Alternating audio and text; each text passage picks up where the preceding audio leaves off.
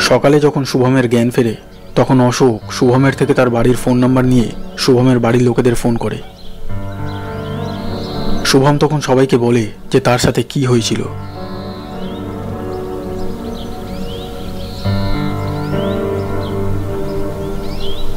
আর তারপরে এই ব্যাপারটা পুরো স্কুলে আর আস্তে আস্তে পুরো গ্রামের লোকেদের মধ্যে ছড়িয়ে পড়ে।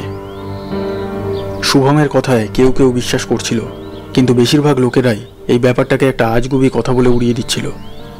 কিন্তু পুরো গ্রামের লোক শুভমের কথা তখন বিশ্বাস করতে বাধ্য হয় যখন ওই ঘটনার কিছুদিন পরেই আরেকটা অদ্ভুত ঘটনা ঘটে।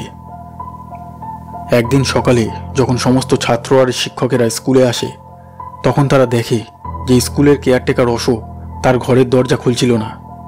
অনেক ডাকাডাকির পরেও যখন সে দরজা খুলল না তখন বাধ্য হয়ে দরজা ভাঙতে হয়। আর তারপরে সবাই দেখে যে অশোকের লাশ ঘরের মেঝেতে পড়েছিল।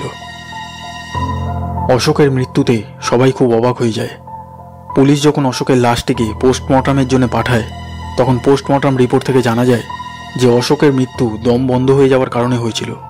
কিন্তু অশোকের ঘর থেকে এমন কিছুই পাওয়া যায়নি যার জন্য অশোকের দম বন্ধ হয়ে মৃত্যু হতে পারত।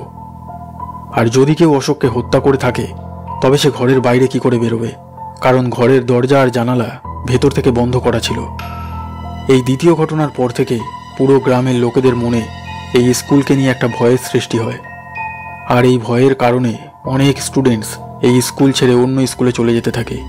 আর আস্তে আস্তে স্টুডেন্টসদের সংখ্যা এত কম হয়ে যায় যে কিছু বছর পর এই স্কুলটিকে বন্ধ করে দিতে হয়। তখন থেকে গ্রামের লোকেরা দিনের বেলাতেও ওই স্কুলের সামনে দিয়ে যেতে ভয় পেতে লাগলো। আর এই স্কুলটিকে সবাই ভুতুড়ে স্কুল নামে জানতে লাগলো।